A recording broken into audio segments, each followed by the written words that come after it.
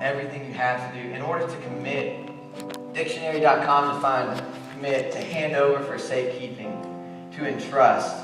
An example I like to use is, when you go to a wedding, the father walks down the aisle with his daughter and commits his daughter to a husband. He's entrusting this young man with his wife. And in the same way, the Lord says, commit your plans, commit that delight, that desire, that dream you have, commit that to Him. And He says, your reward will shine like the noonday sun. It's the brightest thing we can see outside. You can't look at it without being blinded for long enough. And that's a promise from God.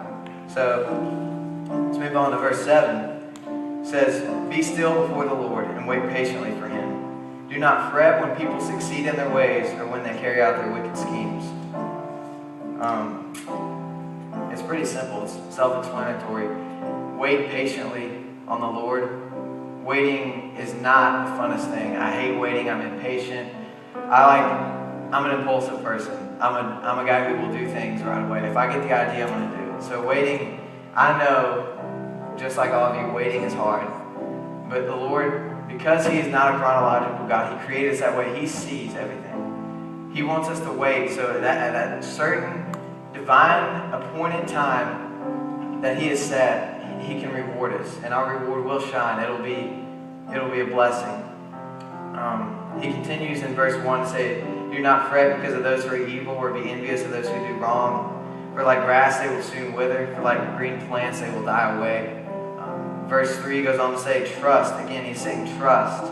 What you have, embraced the character of God. Trust in Him and do good. Dwell in the land and enjoy safe pasture. I'm going to close with just saying, a lot of times God promises, He's telling us here to dwell in safe pasture. And God isn't just saying the pasture's over here, go dwell in it, and I'll be there.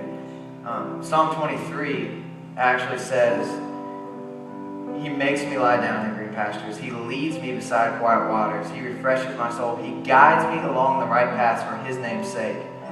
He's not just pointing in a direction for you to go. He's carrying you. Whether He's holding your hand and walking there or putting you on His back, He's getting you there. He's getting you there. And so don't feel like God's just pointing somewhere for you to go. As you take the light, I've got this clay here. Isaiah 64 talks about how we're just clay in the potter's hands. And the light in Hebrew, when they translated it, it actually means to be pliable in the Lord.